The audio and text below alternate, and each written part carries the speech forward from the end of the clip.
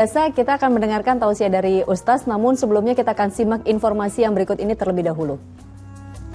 Pemirsa, seorang pelajar SMP di Magelang, Jawa Tengah ditemukan tewas di semak-semak perkebunan teh. Saat ditemukan ada sejumlah luka di tubuh korban.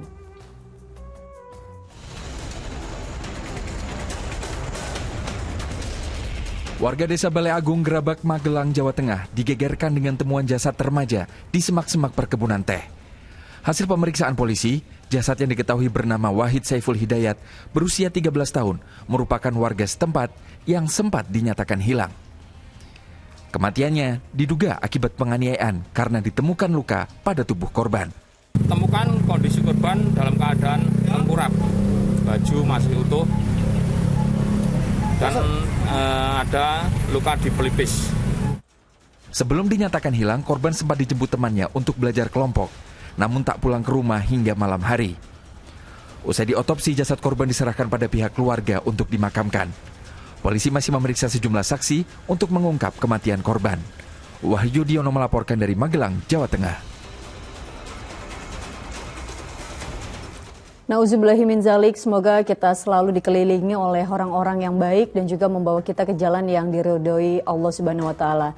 Ya Ustaz, dalam memilih teman ini kan memang kita harus benar-benar teliti ya Ustaz ya, hingga terdapat hadis yang mengatakan bahwa perbanyaklah berteman dengan orang-orang yang beriman karena mereka memiliki syafaat pada hari kiamat kelak. Nah Ustaz, Islam sendiri menggambarkan seorang sahabat yang baik itu seperti apa sebenarnya? Ya, penting sekali ya. Di dalam Islam itu kita juga memahami bagaimana Rasulullah SAW itu dikelilingi para sahabat. Ya, jadi bagaimana digambarkan para sahabat itu betul-betul orang-orang yang terpilih ya, orang-orang yang terpilih yang menemani Rasulullah SAW. Kan disebutkan dalam hadis Rasulullah SAW itu al-mu'minu mir'atu akhihi. Jadi seorang mukmin itu merupakan cerminan dari saudara mukmin yang lainnya. Atau al-mar'u ala dini khalilihi falyanzur ahadukum man yukhalil. Agama seseorang itu sesuai dengan agama teman dekatnya. Hendaklah kalian melihat siapa yang menjadi teman dekatnya. Jadi kalau kita pengen lihat seperti apa orang itu, nggak usah jauh-jauh, lihat saja sahabat-sahabatnya gitu loh.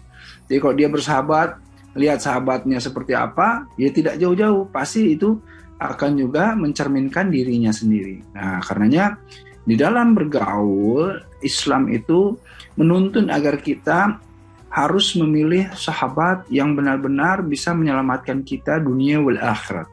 Ya, tadi salah satunya Mbak Tiwi sebutkan bahwa jika seandainya kita berteman, bersahabat ya dengan orang-orang yang beriman, insya Allah akan mendapatkan syafaat. Kenapa? Karena mereka orang-orang yang beriman, gitu. Ya, kalau misalnya kita berteman dengan para solihin, ya, para orang-orang yang soleh, insya Allah ketika semua nanti mendapatkan kesulitan yaumil akhir, orang-orang soleh inilah yang mempunyai syafaat atau pertolongan buat sahabat-sahabatnya, buat keluarganya, buat saudaranya, begitu ya. Nah, karenanya seringkali kita juga harus selalu menjalin hubungan yang baik dengan orang-orang yang baik, insya Allah. Insya Allah. Nah, tapi Ustaz, kenyataannya nih, kadang kalau misalnya kita terlalu memilih-milih teman, malah banyak omongan orang tuh yang menyudutkan kita. Misalnya kayak, dia mah orangnya pilih-pilih teman, gak asik. Nah, bagaimana cara terbaik menanggapi hal tersebut, Ustaz?